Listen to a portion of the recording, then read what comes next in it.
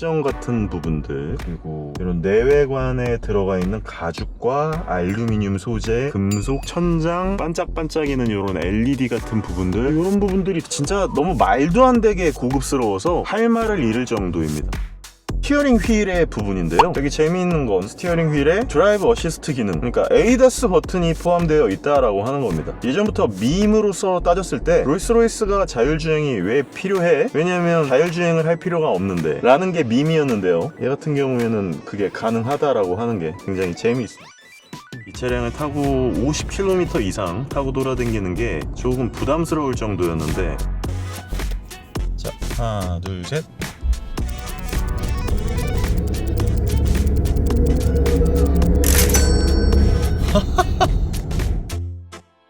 얘는 지금 이렇게 타고 다니잖아요? 지금 속도를 살짝 내도 이게 거의 차가 멈춰있는 듯한 느낌인데, 거기에 이제 도로에 흐름이 있을 거 아닙니까? 뭐 밑으로 내려가는 저지대도 있을 거고, 다시 올라가는 고지대도 있을 거고, 왼쪽 오른쪽이 이렇게 틸트 되어 있는 그런 여러 가지 지형을 바탕으로 해가지고 댐퍼가 움직이는데, 에어 서스펜션이 움직이는데, 진짜 요트를 연상하시면 될 것 같아요. 뭐 저도 고급스러운 개인 요트를 타본 건 아니지만 이렇게 잔잔한 물결을 이렇게 편안하게 쭉 이렇게 타고 돌아다녀 보기는 했었거든요, 배를. 근데 딱 그런 느낌.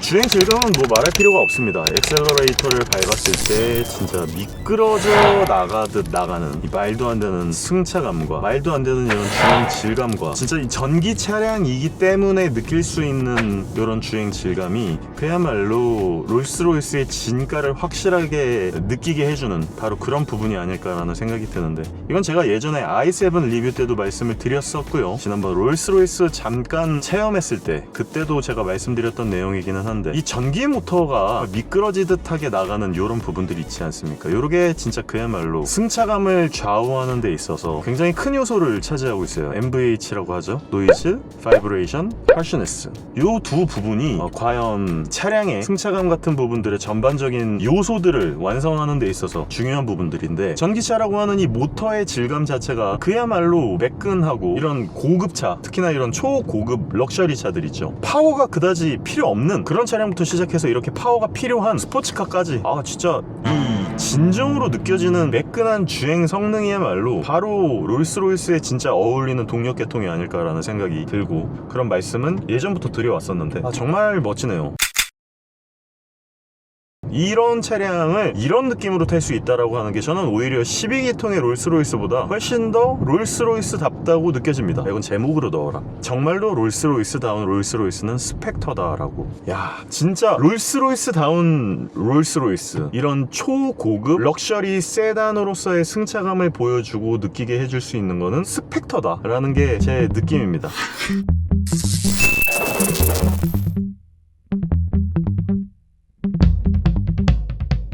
전기차 삐까츄라서 더 이렇게 전기차에 대해서 호의적일 순 있겠으나, 저는 개인적으로 이런 동력 계통의 이런 미끄러지듯 나가는 이런 느낌이야말로 진정으로 추구하는 게 아니었을까. 그렇기 때문에 예전부터 롤스로이스의 모든 차량의 이름 같은 것들이 레이스, 고스트, 팬텀 이런 게 다 귀신처럼 움직인다는 뜻으로 이름을 지은 거잖아요. 스펙터야말로 근데 진짜 그 존재감이 확실하게 드러나는 그런 게 아닐까라는 생각이 들거든요. 왜냐면 얘야말로 정말 이렇게 달려나갈 때 있어서 미끄러지듯, 마치 움직임과 소리가 전혀 느껴지지 않는 뭔가가 스물스물 움직이는 그런 느낌이 난단 말이에요. 이게 진짜 롤스로이스지. 주행 질감에 대해서는 말할 필요가 없습니다. 파워도요 굉장히 넉넉해요. 3톤짜리 차량 있잖아요, 얘가 커브 웨이트가 제가 알고 있기로 2900kg이 넘고, 100kg까지는 아니지만 제가 80kg가 넘어가는 돼지가 앉아있다 보니까 이제 얘가 지금 커브 웨이트가 3톤일 겁니다. 3톤. 이 3톤짜리 차 무려 23인치짜리 휠을 끼우고 있는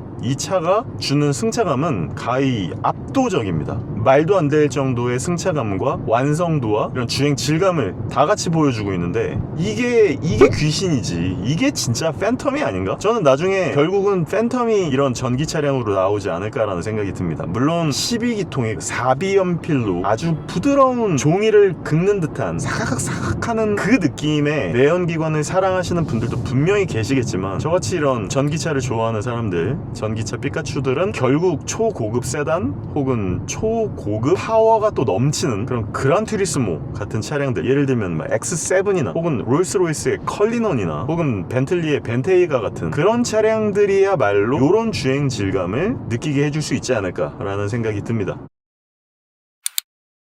그리고 되게 재미있는 건요, 얘가 적응형 어댑티브 크루즈 컨트롤, ADAS를 켜지 않아도 어댑티브 회생제동이 되거든요. 그래서 얘가 앞차와의 간격 조정을 해서 알아서 브레이크를 잡아줘요. 그러니까 브레이크를 잡는다기보다는 자동으로 모터에 역토크가 걸리면서 회생제동이 일어나는데, 내가 아무리 이렇게 빨리 달리고 있다 한들 딱 이렇게 엑셀러레이터에서 발을 딱 떼면요, 앞차와의 간격 조정을 자동으로 해주면서 엑셀러레이터를 살짝 놔주고 역토크가 딱 걸리면서 와, 정말 멋진 주행 질감을 보여주고 있습니다.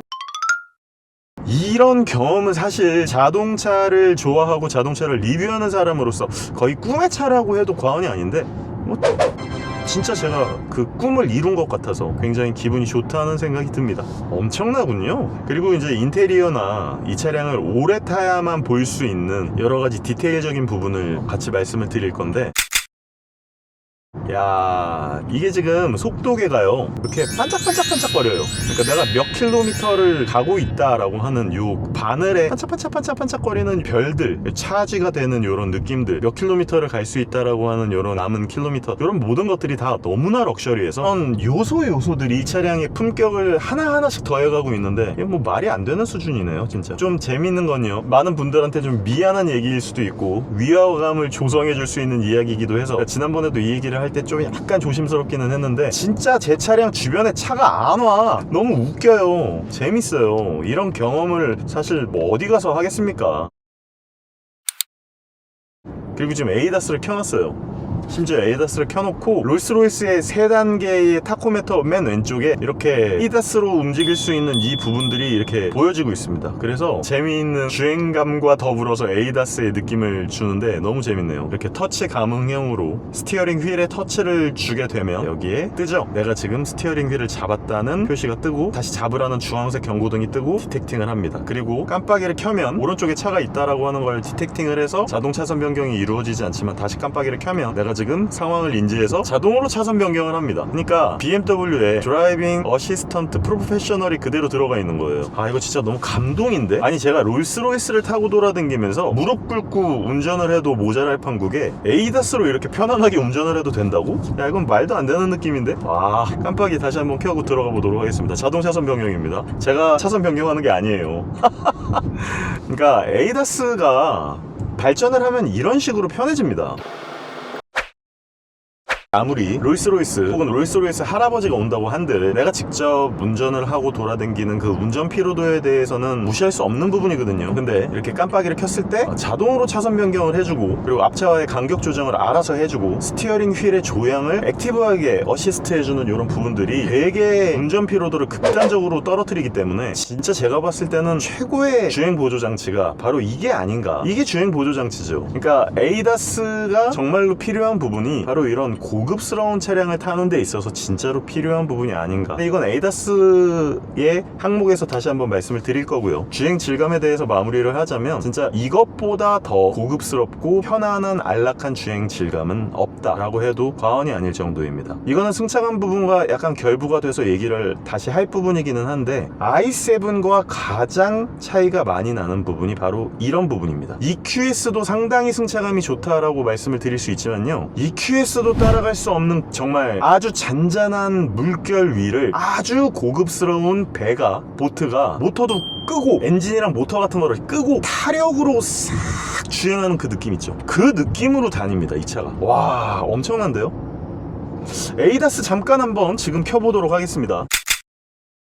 지금 여기가요, 그 판교 쪽으로 빠져나가는 영부고속도로 쪽으로 제가 항상 장거리 챌린지를 빠져나가는 이 구간인데, ADAS 잘하는 거 보세요. 터치 살짝 하고. 그럼 얘도 이게 될 거 아니야. 스티어링 휠을 바닥으로 내려서 내가 이렇게 허벅지를 붙이고 달리면 얘 손 놓고 달릴 수 있는, 와, 얘 진짜 최신 BMW에 드라이브 어시스트 프로가 들어갔구나. 진짜 잘하네요. 스펙터가 이렇게 잘하면 이거 어떡하냐. 완전 이거는 호랑이에다가 날개를 단 격이나 마찬가지인데. 지금 보세요. 이거 지금 액티브하게 스티어링 휠 조향 어시스트로 이 복잡한 코너와 이렇게 복잡한 고속도로의 램프를 빠져나가는 거 보세요. 그리고 이거 앞차와의 간격 조정도 얼마나 잘하는지 한번 보십시오. 와, 진짜 잘한다. 저 지금 손 아예 안 잡고 있잖아요. 지금 스티어링 휠로서 지금 얘가 움직이고 있는 것을 제가 일부러 보여드리기 위해서 극단적으로 스티어링 휠 앞차와의 지금 간격 조정 너무나 잘합니다. 일부러 제가 브레이크에, 당연히 이건 되게 조심해야 되니까 브레이크를 잡으려고 노력을 했지만 잡을 필요 전혀 없었어요. 지금 그리고 굉장히 오른쪽으로 빠져나가는 이 분당 판교 수지, 그리고 대전 신갈 분기점으로 빠져나가는 이 구간, 여기서 이렇게 나가거든요.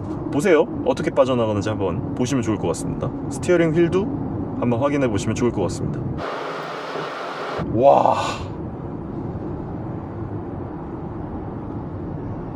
그러니까 제가 예전에도 테슬라 차량이 이제 갑이다라고 얘기하던 시대가 이제는 지나갔다는 거예요. 테슬라가 물론 잘하는 부분은 잘하는 거지만 지금 제가 빠져나왔죠. 깜빡이 키죠. 자동으로 차선 변경까지 가능하다라고 하는 부분입니다. 와, 정말 대단한데요? 자동 차선 변경. 야, 이거 에이다스까지 끝내버렸는데? 정말 잘하는군요. 그리고 앞차와의 간격 조정은 뭐 말할 필요도 없이 너무나 잘하고요. 이거는 굳이 에이다스가 좋다 안 좋다를 얘기할 수준이 아니라 그냥 최강의 드라이브 어시스트 기능이 들어가서 그냥 테슬라, 최근에 나온 현대차 기아, 제네시스, 현재 나오고 있는 BMW, 제가 봤을 때는 아마 에이다스 중에서는 가장 최강이 아닐까라는 생각이 듭니다. 그 오묘한 기술이, 정말 잘하고 있는 이 기술이 롤스로이스의 전기차인 스펙터에 그대로 이식이 됐다라고 하는 부분이 정말 너무나 행복하네요. 자, 그러면 지금부터 저는 장거리 챌린지를 시작하면서 이제 착좌감이나 편의 장비라든지 이 차량의 승차감적인 부분과 주행 질감을 좀 더 종합하고, 그리고 에이다스와 이 차량의 지속 가능성적인 부분에 대해서 한번 말씀을 드리도록 하겠습니다.